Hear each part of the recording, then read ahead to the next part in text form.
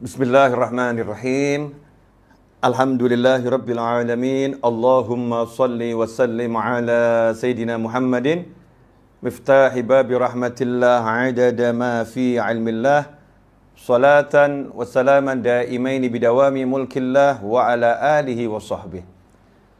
Allahumma shalli ala sayidina Muhammadin salatan taftahu biha lana futuhal arifin wa tufaqihuna biha fid din wa ala alihi wa sahbihi. Assalamualaikum warahmatullahi wabarakatuh.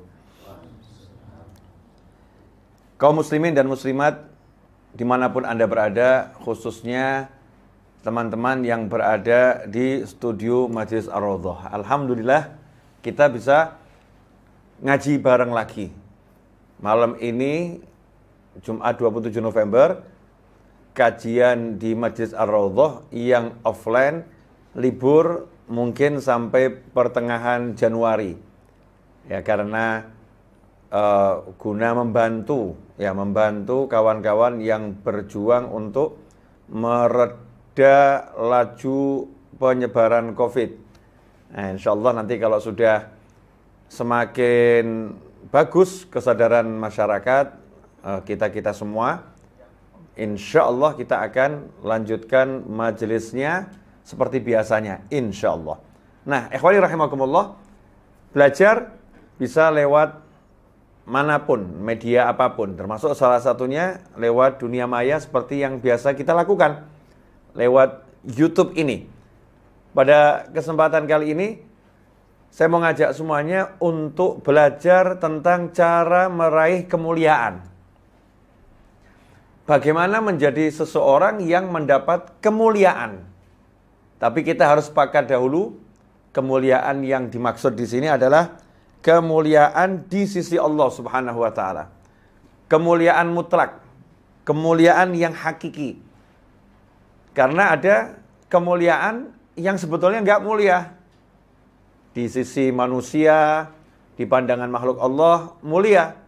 Tetapi dalam pandangan Allah sangat tercela. Na'udzubillah min dzalik. Nah, kita malam ini akan membahas gimana caranya kita meraih kemuliaan di sisi Allah Subhanahu wa taala. Mulia dalam pandangan Allah Subhanahu wa taala. Mudah-mudahan kita diberi ilmu yang berkah, ilmu yang manfaat, ilmu yang bisa menyelamatkan dunia hingga akhirat. Pertama-tama, senyum dulu. Nah, senyum. Masa mau cari ilmu nggak senyum? Ya, senyum dulu. Munculkan rasa bahagia, rasa syukur. Ya, senyum. Ya, insya Allah kalau kita senyum menunjukkan rasa bahagia, maka Allah akan menambah kebahagiaan di atas kebahagiaan yang sudah ada. La in syakartum la azidannakum. Kalau kalian bersyukur, pasti akan aku tambah. Nah, jangan sampai hidup ini penuh dengan kemurungan, wajah nggak enak, wajah bermuram durja, na'udzubillah min dzalik. Pokoknya gimana caranya kita menampilkan rasa syukur tersebut. Karena saya bersyukur, alhamdulillah, dengan ngajak semuanya senyum, kopi saya datang. Nah, Mas Hamdani. Kopinya Mas Hamdani, alhamdulillah. Taruh sini ya. Ya, jazakumullah khairan. Terima kasih banyak. Lemah terus Gusti Allah engkang balas. Ikhwani rahimakumullah. Sudah senyum semuanya? Kopi Avia Coffee sudah tersedia di depan saya. Yang belum punya Avia Coffee, segera pesan. Ya, segera apa? Pesan. Melewati channel Majelis Ar-Raudhah dan channel YouTube Habib Novel Al-Idrus. Ada iklannya di situ kan? Ke nomor berapa harus pesan. Insya Allah nanti di akhir saya akan jelaskan. Kalau mau pesan, di mana gitu ya. Insya Allah. Karena timnya lupa nyimpen filenya di mana itu. Insya Allah Mas Rio belum menampilkan itu. Iklan kopinya di mana itu filenya. Ikhwani rahimakumullah. Mari kita ngaji. Sudah siap kopinya? Nyantai. Jadi manusia itu ada yang memang zatnya sudah mendapatkan kemuliaan di sisi Allah Ta'ala. Memang sudah mulia. Mau diapa-apakan ya sudah mulia di sisi Allah Subhanahu Wa Ta'ala. Saya pakai itu, yaitu kelompok Anbiya wal Mursalin. Para nabi dan rasul. Begitu lahir, sudah mulia. Nggak nunggu amal soleh dulu. Amal solehnya belum datang, udah mulia. Karena udah dipilih oleh Allah SWT menjadi nabinya Allah Ta'ala. Menjadi rasulnya Allah Ta'ala. Ya, dipilih karena Allah yang milih. Allah menentukan ini orang mulia. Yaitu para Anbiya wal Mursalin alaihi salatu wassalam. Nah, ini termasuk rezeki. Jadi ada orang itu yang lahir sudah kaya. Nggak pakai dia kerja, nggak pakai dia usaha. Lahir udah kaya. Kenapa? Karena ternyata dia menjadi ahli waris tunggal. Dan ayahnya, ibunya orang terkaya di kabupatennya. Atau orang terkaya di negaranya. Masya Allah, baru lahir langsung kaya raya. Nah, ini ada pula manusia-manusia yang secara batin ya. Di sisi Allah SWT memang sudah mulia. Nah, ini tidak boleh kita iri. Ya, tidak boleh kita iri. Nggak boleh kita dengki. Kok begitu ya? Ini adalah haknya Allah Subhanahu wa Ta'ala dalam membagi kemuliaan tersebut. Ini kelompok Anbiya wal Mursalin. Kemudian ada orang-orang mulia karena memang berusaha untuk meraih kemuliaan tersebut dengan amal-amal soleh. Ya, dengan melakukan amal-amal kebajikan yang banyak, yang kontinu, yang istiqomah. Ibadahnya bagus, zikirnya bagus, tutur katanya bagus, perilakunya bagus, bisnisnya bagus, sehingga mencapai derajat kemuliaan di sisi Allah Subhanahu wa Ta'ala. Nah, ini yang kita usahakan, ini bisa kita upayakan, kita berupaya menjadi manusia yang mulia lewat jalur beramal soleh. Ada pula orang yang mulia bukan karena dianya mulia. Nah, ini menarik ini. Bukan karena dianya, bukan karena orang itu, orangnya belum amal soleh. Orangnya belum berusaha. Orangnya belum berbuat apa-apa. Tetapi oleh Allah Subhanahu wa Ta'ala, orang ini menjadi mulia karena terhubung dengan seseorang yang mulia. Terhubung dengan seseorang yang punya derajat tinggi di sisi Allah Subhanahu wa Ta'ala. Alias dia mendapatkan kemuliaan karena leluhurnya adalah orang-orang yang dimuliakan oleh Allah Subhanahu wa Ta'ala. Ayahnya atau kakeknya atau mbah buyutnya, ya, kakeknya ayah, atau mungkin ayahnya. Ada satu yang mendapat kemuliaan di sisi Allah Subhanahu wa Ta'ala sehingga anak cucunya dimuliakan oleh Allah Subhanahu wa Ta'ala. Ini juga rezeki. Rezeki bagi seseorang yang memang nasabnya bersambung kepada orang-orang yang soleh.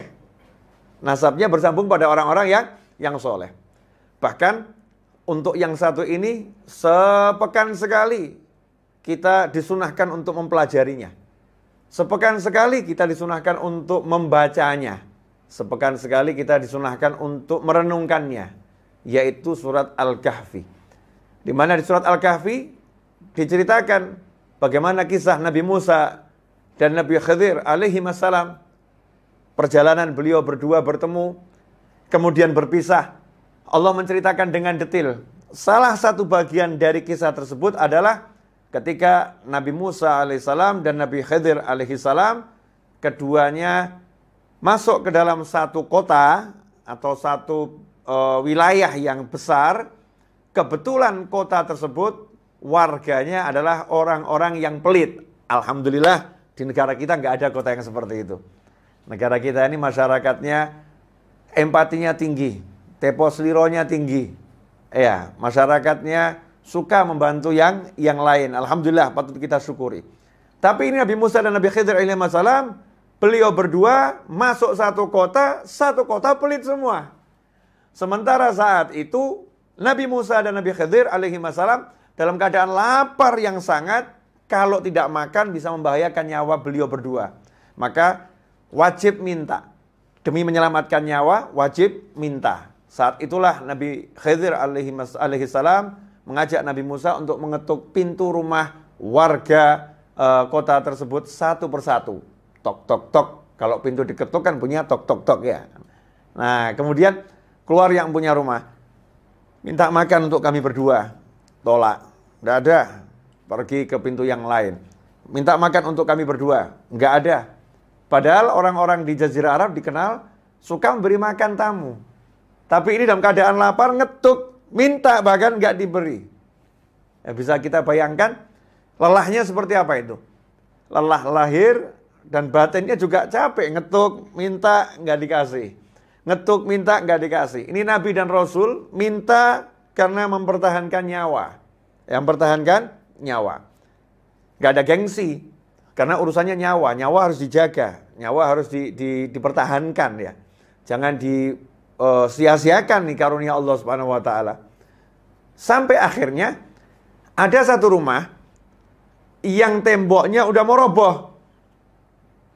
Dari sekian banyak rumah itu ada satu rumah yang temboknya mau roboh. Anehnya di situ Nabi Khidir alaihissalam nggak minta makan, ya, tapi ngajak Nabi Musa alaihissalam, yuk temboknya kita bangun kembali biar kokoh rumah ini. Temboknya kita bangun kembali biar kokoh rumah ini. Nabi Musa pun protes. Wajarlah protes. Ini satu kota pelit, kita kelaparan. Masa sekarang kita suruh ngurusi tembok yang gak jelas ini? Ngapain begitu? Maka diterangkan, nanti bisa dilihat, kalau saya nggak salah ingat di surat Al-Kahfi ayat 82. Coba teman-teman di studio Ar-Raudhah cek surat Al-Kahfi ayat 82. Ya, yang di rumah dibuka itu. Al-Kahfi ayat 82. Udah ketemu? Mas Hamdani? Ya, Mas Hamdani agak lama pemirsa di rumah. Mas Hamdani handphonenya lemot. Kesalahan bukan pada handphone. Nih, kalau belum ketemu saya buka deh. Bismillahirrahmanirrahim. Udah? Al-Kahfi ayat 82. Bismillahirrahmanirrahim. Al-Quran Al-Kahfi ayat 82.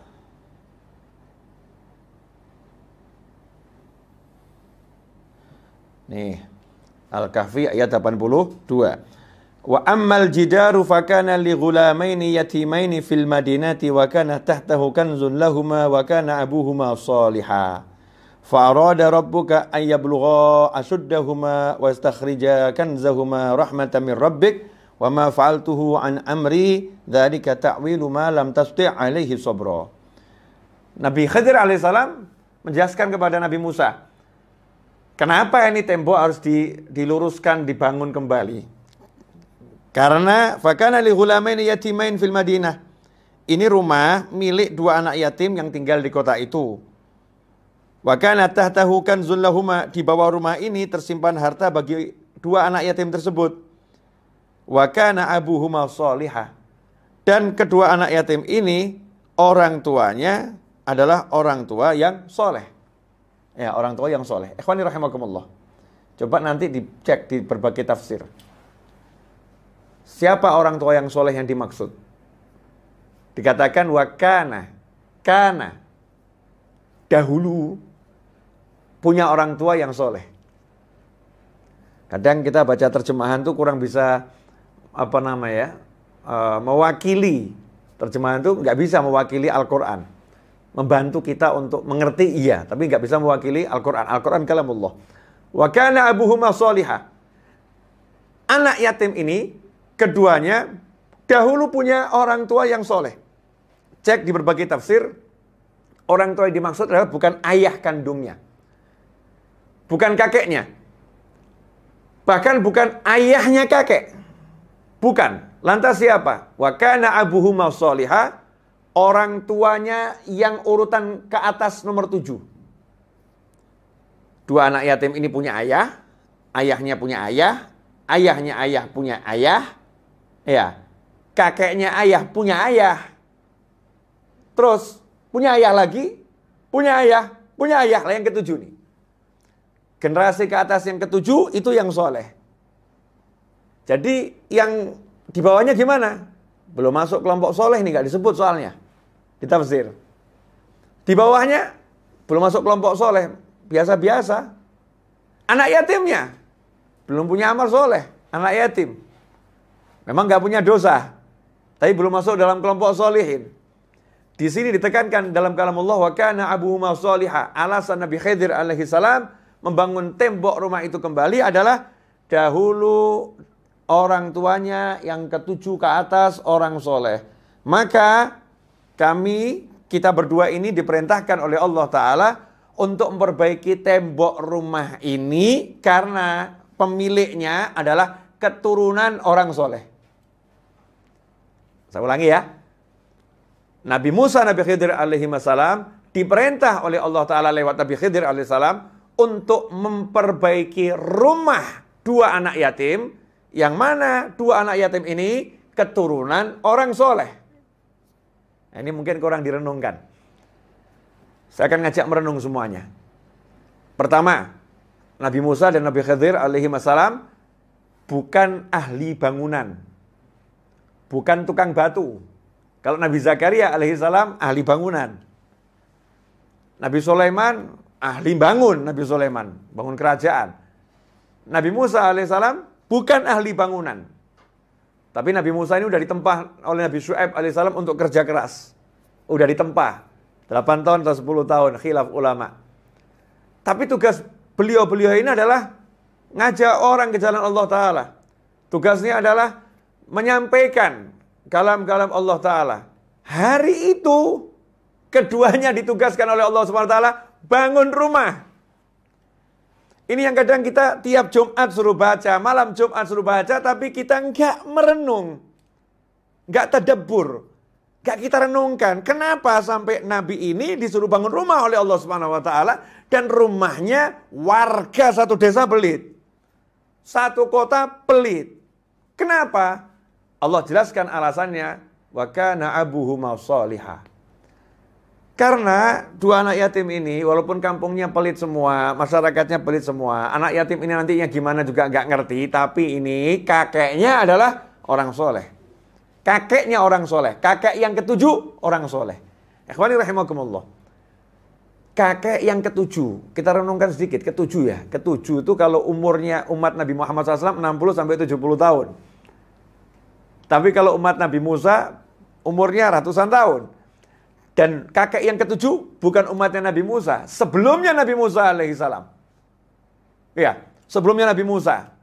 Nabi Yusuf. Nabi Yakub. Sebelumnya lagi. Bayangkan ini. Jaraknya itu berapa ratus tahun. Kalau saat dianggap saja itu per generasi adalah 200 tahun. 7 kali 200. 1400 tahun sebelum lahirnya cucu. Ya. Ada kakek yang soleh. 1400 tahun sebelum lahirnya cucu tadi, ada kakek yang soleh. Berjalan 1400 tahun perjalanan waktu, Allah Ta'ala memperhatikan cucu yang lahir 1400 tahun kemudian. Karena kakeknya soleh. Nah, ini yang mungkin gak direnungkan ya.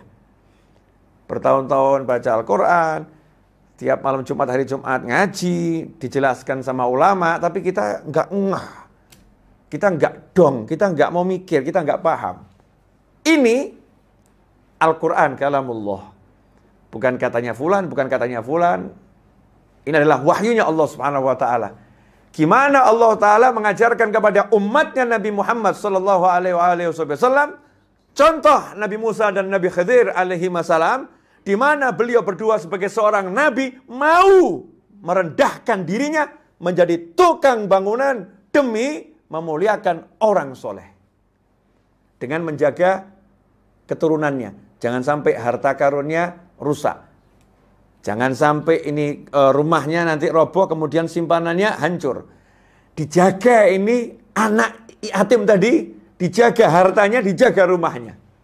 Dipikirkan benar gimana caranya biar selamat. Hajatnya, kebutuhannya dicukupi oleh Allah Subhanahu Wa Ta'ala lewat Nabi dan Rasulnya, Nabi Musa dan Nabi Khidir alaihi salam.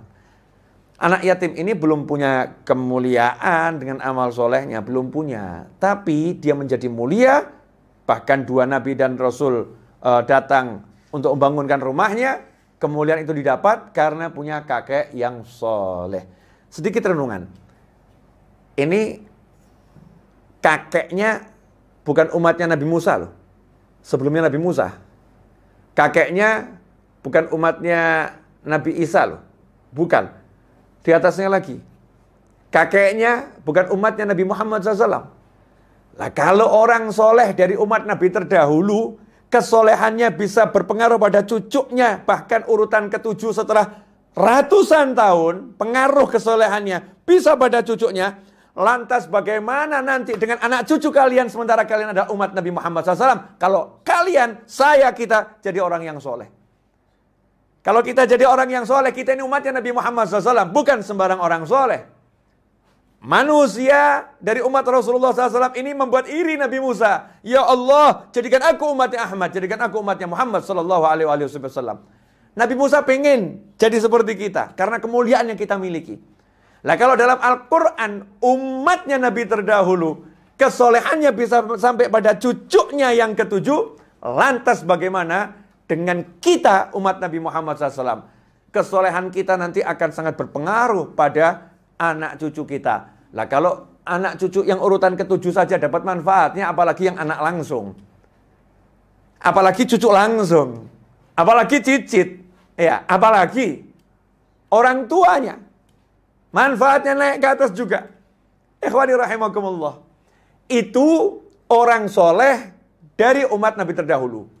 Orang soleh dari umat Nabi Muhammad SAW, Masya Allah, tentunya akan mendapatkan yang lebih dibandingkan umat nabi-nabi yang terdahulu.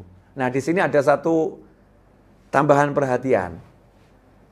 Kalau kakek yang soleh umat terdahulu manfaatnya seperti itu untuk cucunya, maka kakek yang soleh dari umat Nabi Muhammad SAW manfaatnya tentu jauh lebih besar untuk cucunya. Pertanyaannya, lantas bagaimana manfaatnya kalau kakeknya itu bukan orang soleh, tetapi pemimpinnya semua orang soleh, manusia yang paling soleh, bukan sembarang orang soleh. Kalau kakeknya adalah Nabi Muhammad SAW. Kalau kakeknya ternyata adalah baginda Muhammad SAW, kira-kira bagaimana pengaruhnya ke anak cucu beliau SAW? Maka kita tiru Nabi Musa dan Nabi Khidir alaihissalam. Nabi Musa dan Nabi Khidir berusaha menjaga cucunya orang soleh ini. Apa yang jadi masalah? Rumahnya akan roboh, yuk kita bangun. Itulah sikap Nabi Musa dan Nabi Khidir alaihissalam. Allah mengajarkan kita untuk bersikap seperti itu, membantu, menolong, menjaga keturunan orang-orang soleh dari umat Nabi yang terdahulu, umat manusia soleh terdahulu. Lantas bagaimana kita menjaga anak cucu Nabi Muhammad SAW? Minimal kita contoh apa yang ada dalam Al-Quran. Ikhwani rahimakumullah. Jangan kita berbuat yang sebaliknya. Nah, ini contoh kemuliaan yang diperoleh karena hubungan nasab. Gak bisa dipungkiri. Ini Al-Quran ini. Jadi ada yang orang itu mulia karena punya nasab yang mulia. Bahkan dalam ayat yang lain, Allah Subhanahu wa Ta'ala juga menjelaskan nanti di akhirat ada orang-orang yang soleh yang anak keturunannya ini al-hakna disusulkan kepada leluhurnya di pangkat yang sama di surga demi menyenangkan leluhurnya. Karena leluhurnya soleh, punya cucu yang sama-sama beriman, tapi kesolehannya berbeda, amalnya berbeda. Ini cucu nanti sama Allah Ta'ala diangkat ke derajat leluhurnya demi menyenangkan leluhurnya.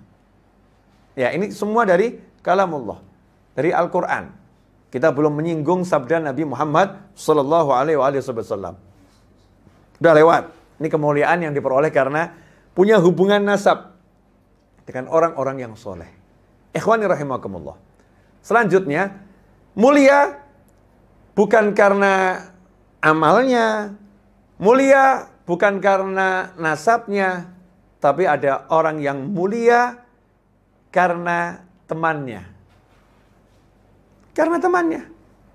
Karena temannya baik, maka dia pun mendapatkan kebaikan dari temannya tersebut.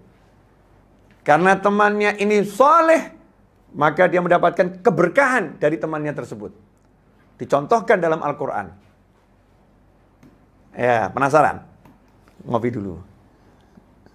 Ya kan, masa apa jalan terus, nggak pakai ngopi. Enak bener, dapat ilmu terus. Nah, iklan. Tuh, Avia Coffee. Coba, kok iklannya hilang lagi Mas Seto? Wah, ini kebalik ya Mas Seto ya.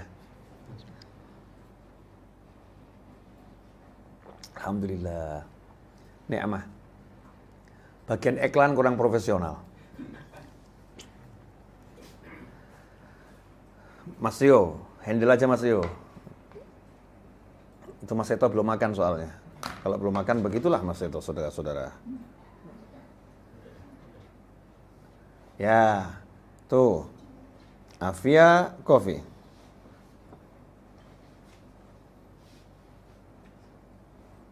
Bismillahirrahmanirrahim. Sambil minum kopi, saya mau baca ini komentar-komentar nih. Assalamualaikum Nyima. Waalaikumsalam wabarakatuh. Alhamdulillah, beruntung saya menjadi umat Nabi Muhammad SAW. Alhamdulillah. Ini syukuri gitu loh. Penasaran Beb? Boleh. Setelah ngopi kita lanjutkan penasarannya. Insyaallah. Yang belum pesen kopi itu pesen tuh. Bisa di Tokopedia, Shopee atau via WhatsApp ya. Insyaallah. Madiun hadir Beb. Alhamdulillah. Hadirnya online ya, online ini. Kita lagi tidak offline. Masya Allah. Habib, I love you. Masya Allah. Banyak bener yang ngomong begini nih. Ya, untuk semuanya, aku juga cinta kalian. Di jalan Allah Ta'ala, amin. Sehat panjang umur, Bid. Amin. Sama-sama, mudah-mudahan semuanya sehat panjang umur. Wah, ini terlampau cepat nih yang nulis. Tuk. Susah saya bacanya. Iya. Masya Allah. Habib panjang umur, sehat selalu. Amin. Semuanya insya Allah sehat selalu panjang umur. Fi ta'atillah insya Allah. Sallu ala Nabi. Allahumma salli wa sallim alaih. Bekasi hadir. Alhamdulillah. Cepat bener ini. Jakarta. Subhanallah Bib. Surabaya hadir. Masya Allah. Rindu Habib. Wah, semuanya juga saling merindukan di jalan Allah, bagus. Tuh jalan terus. Handphone saya baru.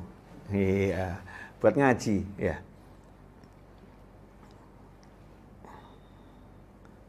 Pasti hadir Bib. Demak hadir. Habib ganteng banget. Alhamdulillah, Masya Allah. Alhamdulillah. Laki soalnya. Kalau ayu itu perempuan. Ya. Kalau cantik itu perempuan, kalau laki ganteng wajar. Nama saya emang Novel, pria tampan. Terjemahannya diantaranya begitu. Masya Allah. Masya Allah. Ini jalan terus susah bacanya saya. Mas Seto. Jakarta Timur hadir, Kampung Rawadas. Balikpapan hadir Beb. Habib Masya Allah, ganteng loh, nulis lagi itu. Masya Allah. Imak dari Bogor, Beb. Love you sangat. Nah, sama-sama juga. Nah, Beb, cara nahan hawa nafsu gimana? Wah, tergantung hawa nafsunya apa dulu. Karena hawa nafsu itu kan macam-macam. Ya. Di Ali mana, Beb? Kangen Ali. Ya, lagi di bawah. Dengan teman-teman saya. Subang hadir, Beb. Alhamdulillah, Sidoarjo hadir. Arsy hadir. Masya Allah. Wah, Arsy hadir. Ini maksudnya Arsy apa ini? Habib Pondok Cabe hadir. Jakarta Selatan hadir. Taipei hadir Habib. Masya Allah. Dari Taipei juga hadir. Beb, share kopinya. Monggo. Ya, saya wakili minum kopinya. Silakan, share. Udah enak toh? Udah, nggak usah beli kalau gitu. Alhamdulillah. Bismillahirrahmanirrahim.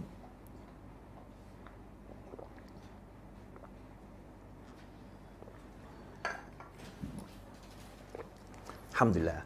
Yang kedua, jadi mulia bukan karena dirinya mulia, tapi karena punya teman yang mulia. Walaupun kita tidak mengatakan makhluk Allah yang lain ini hina, enggak ya. Tapi memang tingkat kemuliaan itu ada. Tingkat kemuliaan itu ada. Contoh,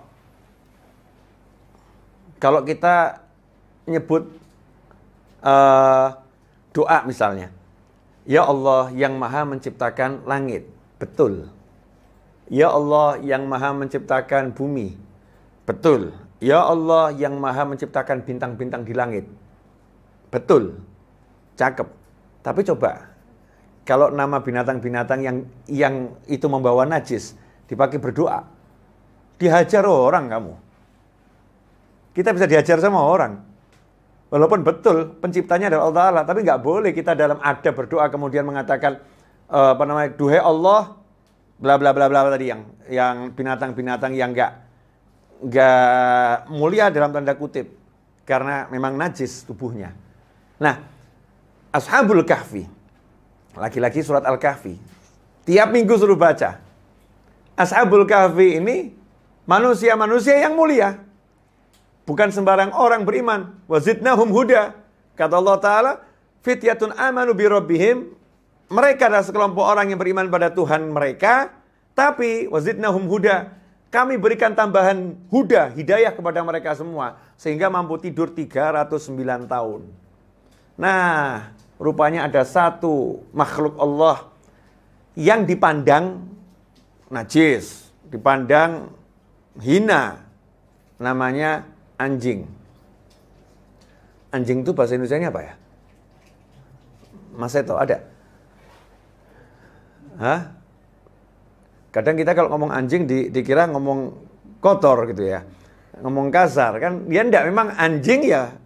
Bahasa Indonesianya anjing. Kalau bahasa Jawa, saya bisa ngomong yang halus. Makanya saya lebih suka ngomong di bahasa Jawa itu ya. Segawon. Nah, bahasa Jawa ada. Jadi sopannya untuk anjing itu dalam bahasa Jawa, segawon. Tapi kalau ada bahasa Indonesia, hewan yang gimana? Ya anjing.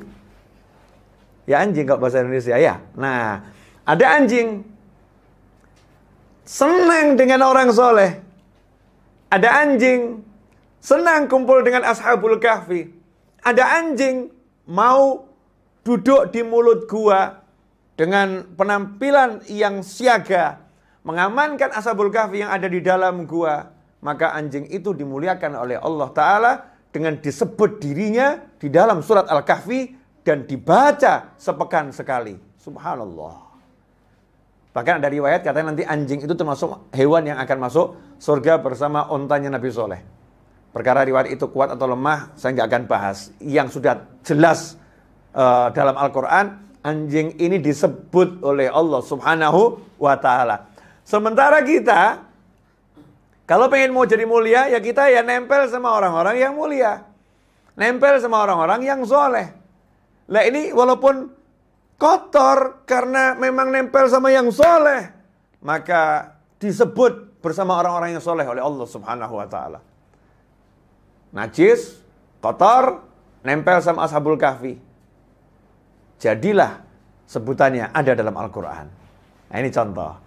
Kemudian ada orang-orang yang mulia bukan karena amal solehnya, bukan karena punya teman yang soleh. Dia nggak berteman sama orang soleh. Bukan karena punya kakek yang soleh. Dia nggak punya kakek yang soleh. Amal soleh dia nggak punya. Kakek soleh nggak punya. Teman soleh nggak punya. Tapi tiba-tiba mendapatkan kemuliaan dari Allah Subhanahu wa Ta'ala. Siapakah itu? Orang yang berada pada waktu yang tepat dan tempat yang tepat, di mana waktu dan tempat itu tempatnya orang-orang yang mendapatkan rahmat dari Allah Subhanahu wa Ta'ala. Kok bisa, Bib? Ustadz, yai, bisa.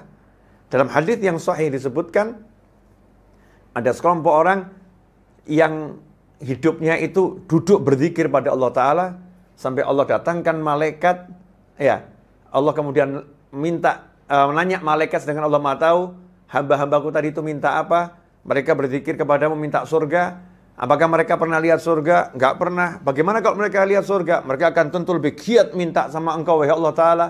Kemudian Allah nanya lagi, mereka minta diselamatkan dari apa? Dari neraka. Mereka pernah lihat neraka? Enggak pernah ya Allah. Bagaimana kalau mereka lihat neraka? Mereka akan semakin minta perlindungan dari siksa api neraka. Lumayan panjang hadis itu.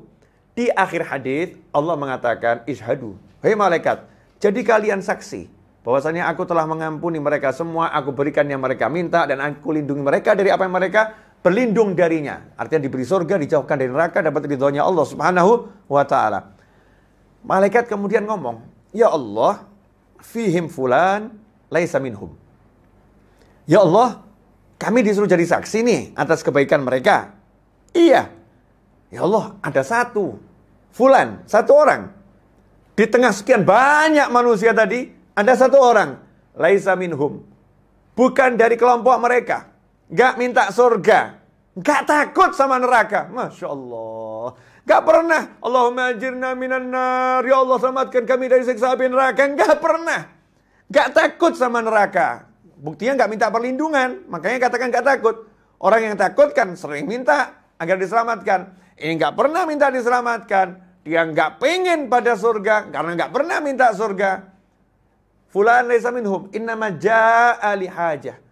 Dia datang di tengah-tengah kelompok orang yang engkau sebutkan tadi, ya Allah, karena punya kepentingan terhadap seseorang yang ada di situ. Punya hajat. Mungkin mau nagih hutang, atau mau ngapain urusan dunia. Kebetulan yang dicari ada di tengah situ. Maka dia pun datang ke situ, bukan untuk zikrullah, bukan untuk menikmati majelis, tapi nunggu kapan bubarnya ya. Kok nggak buat bubar nih? Innama ja'a li hajah. Ada keperluan. Fokusnya pada keperluannya, bukan pada zikir dan lain sebagainya. Apa kata Allah Ta'ala? Humul qawmu la yashqa bihim jalisuhum.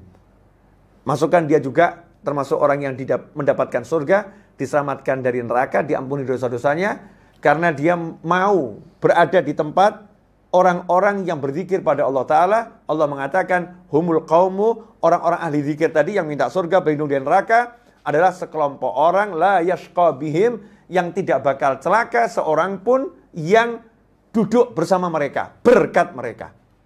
Berkat mereka yang duduk bersama mereka di tempat itu tidak akan celaka. Nah, ini orang yang berada di tempat yang tepat, di waktu yang tepat, bersama orang yang tepat. Subhanallah. Dapat kemuliaan. Nah, kalau dari sekian banyak cara dapat kemuliaan ini sudah saya ungkapkan, kemudian kita nggak ambil salah satu, kan ya rugi. Apa yang bisa kita lakukan? Niru Nabi Musa dan Nabi Khidir dengan memuliakan anak cucunya orang-orang yang soleh, kita akan mulia. Niru anjingnya Ashabul Kahfi dengan menjaga orang-orang yang soleh, menemani orang-orang yang soleh, kita akan dapat kemuliaan. Ya, meniru sahabat-sahabat Nabi Muhammad SAW yang amal soleh luar biasa, wali-wali Allah yang amal soleh luar biasa. Kita bisa tiru, kita bisa jadi wali Allah insya Allah. Cuman kan opsi yang itu kelihatannya sama-sama tahu diri kita ya. Mau niru Rabi'ul Adawiyah, sholat sunnah 10 rakaat. Mau niru Sayyidina Ali Zainal Abidin As-Sajjad, sholat sunnah 10 rakaat. Mau niru Habib Abdurrahman As-Segaf, satu hari khatmul Quran 8 kali, 4 di siang hari, 4 di malam hari. Mau niru ulama yang satu hari baca kalimat tahlil 100.000 kali. Kita mau tiru beliau-beliau semua. Pengen niru, tapi kenyataannya, Masya Allah, godaan drama lebih kuat, saudara-saudara. Godaan film lebih kuat, saudara-saudara. Godaan asyik dengan berita yang gak ada manfaatnya lebih kuat, saudara-saudara. Lihat berita terus sampai stres. Ya, lebih senang kita lakukan daripada lihat beritanya Al-Quran, baca kalamullah, berita langit yang gak mungkin salah. Ikhwani rahimakumullah. Kalau kita udah sadar, kok ternyata lewat ngejar amal soleh, ya kita amal soleh. Tapi kalau sampai derajat yang mulia kok kelihatannya agak berat buat saya, Bib. Saya lebih muda ini niru Nabi Musa dan Nabi Khidir alaihi wassalam. Saya mau muliakan turunannya orang-orang soleh. Di negara kita ini banyak, Bib. Banyak kiai-kiai yang soleh, anak cucunya masih ada. Kalau nggak ketemu kiainya, saya mau ketemu cucunya. Saya muliakan cucunya. Dan alhamdulillah, Bib, di negara saya ini, Bib, bukan cuma cucunya kiai yang soleh, Bib. Bahkan cucunya Nabi ada di negara saya, Habib. Cucunya Nabi Muhammad SAW. Dan saya tak pilih yang ini saja, Habib. Insya Allah nanti kan saya dapatkan kemuliaan seperti kemuliaan yang Allah berikan pada Nabi Musa dan Nabi Khidir alaihi wassalam. Saya mau hadir di majelis ilmu, majelis zikir, Bib. Walaupun saya masih begini, Yai, Ustadz, saya mau duduk di majelis ilmu, majelis zikir. Lawang yang datang ada kepentingan lain saja, dapat berkahnya. Saya kan ada kepentingan lain, ya paling kalau pengen roti-rotinya kan ya wajar ya, Bib, ya rotinya majelis Ar-Raudhah. Saya mau makan itu kan ya wajar. Itu kan yang yang punya kepentingan saja, kepentingan dunia, bukan kepentingan majelis, dapat berkahnya. Apalagi saya, Ustadz, Yai, Habib, saya datang betul-betul pengen cari berkah. Ya tentunya akan dapat berkah yang jauh lebih banyak. Dapat manfaat yang jauh lebih banyak. Maksud saya, jangan menyerah untuk mendapatkan kemuliaan. Siapapun kita ini bisa mendapatkan kemuliaan. Tapi jangan iri kepada kemuliaan yang dimiliki orang lain. Kalau kita iri berarti kita nggak ridho pada pembagiannya Allah Subhanahu wa Ta'ala. Berarti kita nggak ridho kepada apa yang sudah Allah bagikan untuk hamba-hambanya. Yang ini dapat kemuliaan lewat nasab. Yang ini dapat kemuliaan memang lewat aku pilih dia jadi nabiku, jadi waliku. Yang ini kita nggak ridho sama pembagiannya Allah, kan repot, iri kita. Allah kasih kesempatan, kamu bisa jadi orang mulia. Cuman hadir majelis ilmu jadi mulia. Dapatkan yang luar biasa. Kamu temani orang soleh, kamu jadi mulia. Jangan kita iri dengan kemuliaan yang dimiliki orang lain. Tapi mari kita kejar agar kita mendapatkan kemuliaan tersebut lewat apa yang bisa kita lakukan. Ikhwani rahimakumullah. Yuk kita belajar dan belajar dan belajar. Dan jangan lupa belajar untuk saling mencintai dan menebarkan kasih sayang kepada umat Nabi Muhammad sallallahu alaihi wasallam. Belajar mengucapkan yang baik-baik tanpa kita menyebutkan orang itu suka ngomong gak baik. Berarti kita ngomongin orang. Capek, lelah hidup ini kalau harus melihat orang lain. Lihatlah diri kita sendiri, bagaimana Allah melihat kita. Sibuklah kita ini merapikan diri kita karena Allah melihat kita.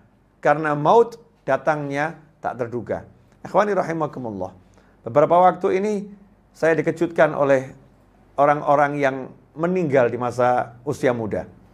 Hari ini di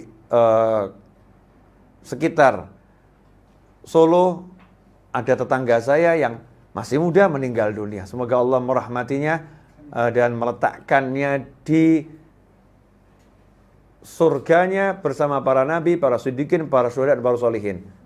Ini adalah anak dari Habib Nuh Al-Haddad yang hari Jumat ini meninggal dunia dan tadi dimakamkan. Mudah-mudahan di alam kubur sana bahagia sebahagia-bahagianya, dikumpulkan bersama para nabi, para siddiqin, para syuhada dan para sholihin. Kemudian juga Dr. Yuda yang disampit, yang berjuang untuk melawan COVID dan membantu pasien-pasien yang terkena COVID. Beliau pun meninggal dunia beberapa hari yang lalu dalam usia yang sangat muda. Semoga Allah merahmatinya, meletakkan dirinya bersama para nabi, para siddiqin, para syuhada dan para sholihin, dijadikan keluarga yang ditinggalkan tabah dan ikhlas. Kemudian juga sebelumnya Ustadz Abdul Sa'ad, sahabat saya, meninggal cukup mengejutkan di usia yang baru mau menginjak 40 tahun. Beliau tiba-tiba berpulang ke rahmatnya Allah Subhanahu wa Ta'ala. Semoga beliau mendapatkan kebahagiaan yang besar di alam sana bersama para nabi, para siddiqin, para syuhada dan para sholihin, dan kumpulkan bersama Nabi Muhammad sallallahu alaihi wasallam dan keluarga beliau. Kemudian juga ayah dari salah satu murid saya, Bapak Hari Murti, yang meninggal belum lama. Kemudian Anda juga, tetangga Anda, kawan, sahabat, meninggal. Kita sering melihat dan mendengar orang ini meninggal.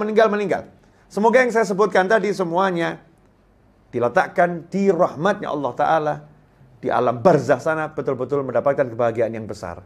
Pertanyaannya, kalau giliran itu tiba pada kita, siap nggak kita? Mau sampai kapan kita sibuk mikirin aib orang, mikirin kesalahan orang, mikirin keburukan orang, ngomongin salahnya orang, ngomongin buruknya orang, tapi kita nggak memperbaiki diri kita sendiri. Padahal kita ini jalan terus ke hadapan Allah Ta'ala. Jalan terus. Jangan menjadi orang yang nantinya terkejut. Karena ketika di hadapan Allah ternyata kita masih compang-camping dan penuh dengan kekotoran. Jadilah orang yang siap, yang tiap saat membersihkan diri dan mengindahkan diri. Sehingga ketika dipanggil oleh Allah Ta'ala, betul-betul kita telah tampil dengan penampilan yang seindah-indahnya. Semoga semuanya panjang umur fi taatillah, sehat wal afiyah. Semoga yang sakit diberikan kesembuhan dan kesehatan. Semoga yang punya masalah diangkat masalahnya. Semoga yang mendapatkan jalan buntu diberi jalan keluar yang mudah, yang baik, yang berkah, yang selamat dunia akhirah. Dan semoga yang rezekinya itu sempit dilebarkan, diluaskan, dilancarkan oleh Allah Ta'ala zahiran batinan, masahalah wassalamah wal jamalah. Dan semoga semuanya setelah itu nanti panjang umur dalam segala kebaikan kenikmatan, diakhiri usia dengan husnil khatimah. Al-hadiniyah Al-Fatihah.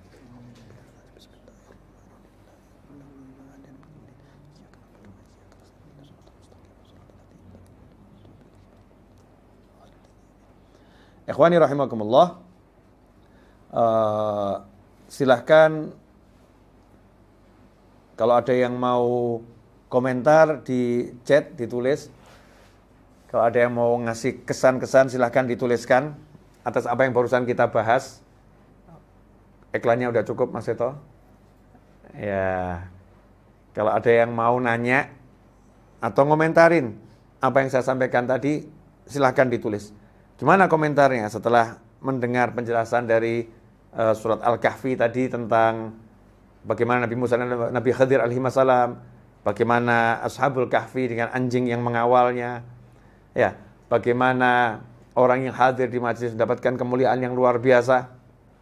Setelah mendengar uraian ringkas itu, apa yang Anda dapatkan, apa yang Anda rasakan, silakan ditulis di kolom komentar yang ada di live chat ataupun setelah nanti offline, silahkan diberi komentar agar saya mengerti kajian ini kira-kira menarik atau tidak, ya, manfaat atau tidak. Ikhwani rahimakumullah.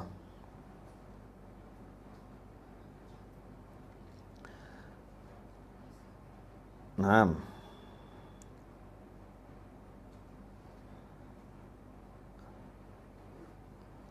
Coba kita lihat.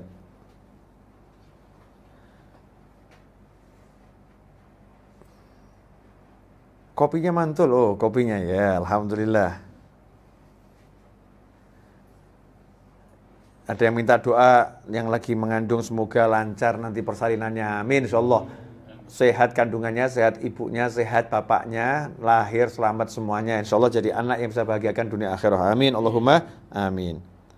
Kemudian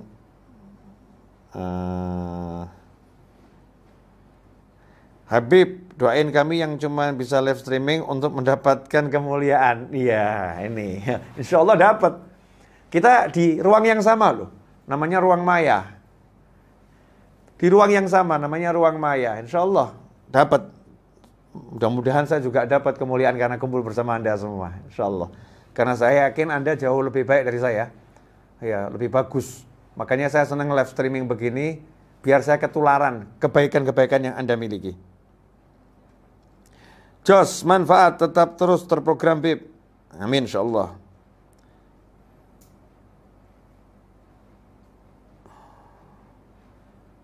Apunten, Bib, pengen panggih sakit napa mboten, Bib? Mau ketemu bisa tidak? Ini sudah ketemu. Ini kita udah ketemu, ya, alhamdulillah. Jadi jangan menganggap belum bertemu. Kita sudah bertemu.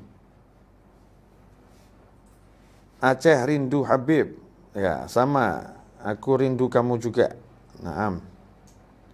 Masya Allah, kenapa kita ini, saya khususnya tertutup akan hal ini ya, Bib? Bukan tertutup.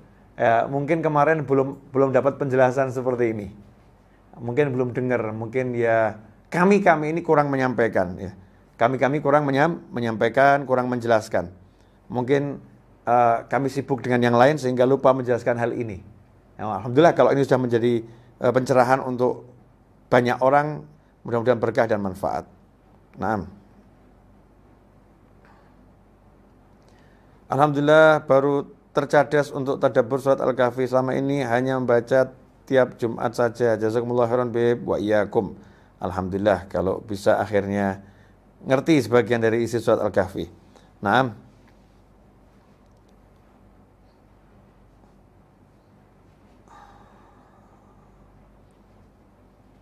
Beb, gimana kalau nikah dipaksa? Ya enak tuh ya.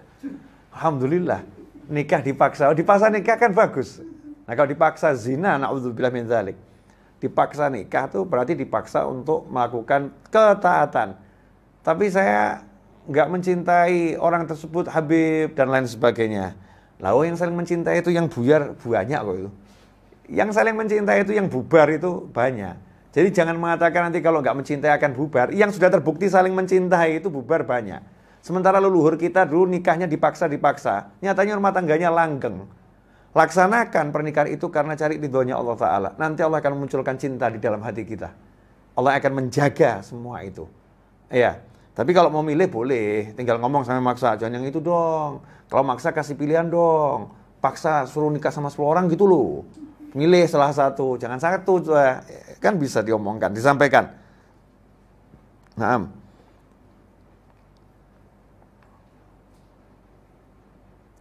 Bib, minta doa dan lancarkan urusan Desember mau mengembalikan uang orang. Semoga ada di saat pengembalian tanpa jual aset, tanpa. Amin, insyaallah. Kalau niatnya bayar benar itu, insyaallah ada. Kadang-kadang kita kan tergoda, begitu ada nggak jadi bayar. Nah, itu nanti yang repot itu.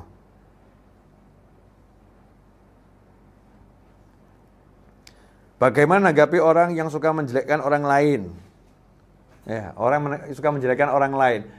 Udah saya katakan tadi ya, kita jangan sibuk ngurusin orang. Ngapain sih gitu? Mau orang mau jelekin orang, mau orang jelekin kita, tugas kita itu perbaiki diri kita sendiri. Munculkan yang baik dari kita. Kalau ada orang menjelekkan orang lain, kita doakan, Allah mahdi. Ya Allah beri beliau hidayah dan beri saya juga hidayah. Ya Allah beri beliau kesadaran, beri saya juga kesadaran. Munculkan yang baik-baik. Al-ina' yarsyah bima fih. Wadah itu akan memercikkan isinya. Kalau isi kita baik, nanti kita insya Allah akan keluar yang baik-baik terus. Amin. Like ya Habibana. Alhamdulillah kalau suka.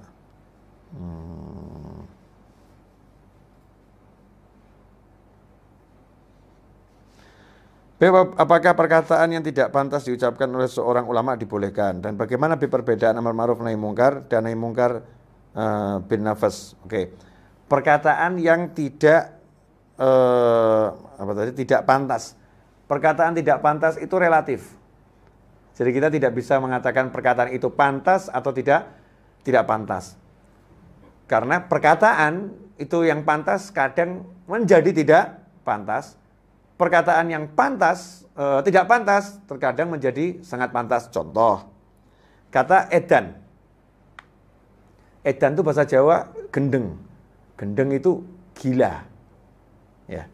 Misal kita bilang, gila bener kamu. Kamu gila bener kamu. Wah, gila bener kamu. Ini perkataannya kan jelek, gila bener. Tapi ternyata sanjungan. Jadinya perkataan yang gak baik ini, kata-katanya nggak baik, gila. Tapi didengar orang lain jadinya baik. Jadi tergantung situasi dan kondisi.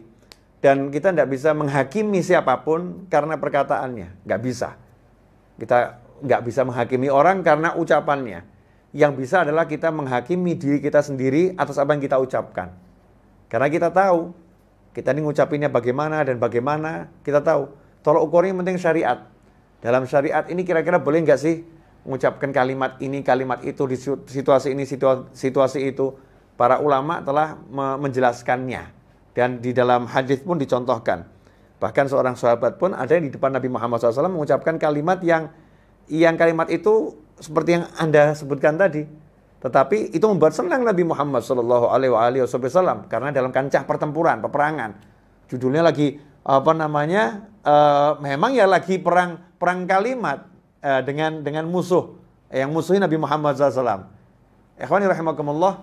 Karena itu lebih baik kita terhadap apapun yang kita nggak benar-benar paham, nggak benar-benar ngerti, diam itu adalah jawaban untuk banyak kebaikan. Kita diam dan kita doakan yang baik-baik untuk semua orang. Ya jangan ikut-ikutan untuk men-share sesuatu yang tidak kita ketahui. Karena kadang kita share itu banyak yang kalimatnya dipotong orang, di-share lagi, dipotong, di-share lagi, dirubah lagi, dan lain sebagainya. Sehingga kita menjadi penebar fitnah. Na'udzubillah min dzalik. Tapi yuk minimal kita mengajak orang untuk menyebarkan kalimat-kalimat yang baik. Kalau ada orang ngomong kalimat yang nggak baik, kita nggak usah ngurus. Urusan kita, saya mengajak orang ngomong yang baik. Saya akan mengajak orang untuk mengucapkan yang baik. Ya itu aja yang kita tampilkan. Dengan kita mengampilkan yang baik, maka insya Allah nanti yang kurang baik akan menjadi baik. Yang tidak baik akan jadi baik. Dengan apa? Dengan terbukti yang nggak baik ini akan bergeser. Dengan kalimat-kalimat baik yang terus kita munculkan. Kalau bahasanya matahari, jika matahari telah muncul, rembulan akan pergi dengan sendiri. Walaupun ia tidak pernah pergi, ia ada di sana, tapi nggak kelihatan oleh manusia, karena cahaya matahari mengalahkan cahaya rembulan. Ya, seperti itu. Munculkan cahaya, maka kegelapan akan sirna. Bagaimana kita bisa munculkan cahaya dan mengharapkan cahaya, kalau yang kita munculkan adalah kegelapan dan kegelapan. Kurang lebih seperti itu. Ikhwani rahimakumullah. Jazakumullah khairan. Alhamdulillah. Saya udah bicara kurang lebih 1 jam ya Mas Seto ya. Kurang lebih 1 jam. Mudah-mudahan berkah, manfaat, dan insya Allah kita bisa ngaji terus ya, terus belajar yang baik-baik, yang bawa manfaat dunia akhirat. Jazakumullah khairan wal afu minkum. Mari kita bacakan 1 Al-Fatihah untuk semua dari sahabat kita, teman kita yang telah meninggal dunia, orang-orang tua kita, guru-guru kita yang telah tiada, meskipun tidak kami sebutkan namanya, semoga Allah letakkan semuanya di surganya Allah Subhanahu wa taala bersama para nabi, para siddiqin, para syuhada dan para solehin, dan semoga kita diberi umur panjang dalam segala kebaikan, kenikmatan, ketaatan, kemudahan, kebahagiaan dan rezeki yang berkah melimpah ruah menyertainya datang dari segala tanpa susah payah, dan kelak kita di akhir usia dengan husnil khatimah. Ala hadiniyah al-Fatihah.